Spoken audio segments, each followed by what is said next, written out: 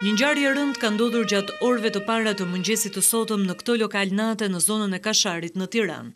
Një vajzë 26 vjeçare Sonila Tafa është qelluar me armë pas një sherrri në lokalin e natës duke humbur jetën. Edhe pse ngjarja mësohet të ketë ndodhur rreth orës 3 të mëngjesit të së shtunës, policia e Tiranës e ka njoftuar zyrtarisht rreth orës 11 krimin fatal. Sipas këtij njoftimi, 26 vjeçaria Sonila Tafa, banuese në Tiranë, është plagosur me armë zjarri pas një konflikti mes një grupi të rinj e më pas ka humbur jetën në spitalin ushtarak. Por nga ana tjetër, të kontaktuar nga Vision Plus, burime pranë spitalit ushtarak kanë bërë me dije se 26 vjeçaria ka mbritur pa jetë në këto ambiente dhe se ishte qelluar për vdekje me një plumb në kokë. Sipas të dhënave, Sonila Tafa ka qenë duke dalë nga lokali kur e ka kapur plumbi. Në fakt kanë qenë dy grupe të rinj që kanë nisur sherrin brenda dhe kanë zhvendosur atë jashtë.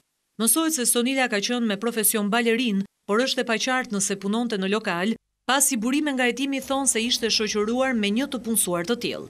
Flitet se bashkë me 26 vjeçaren është plagosur edhe një vajzë tjetër, shoqja e saj, por edhe ky informacion mbetet i mjegullt dhe policia e shtetit nuk ka njoftim për një të plagosur të dytë. Ndërkohë, në ambientet lokale të natës në Kashar, mësohet se policia ka vijuar hetimet deri rreth mesditës së të shtunës, duke shoqëruar e marrë në pyetje disa dëshmitar të ngjarjes së rëndë, ndërsa në shtëpinë e viktimës janë hapur dyert e mortit.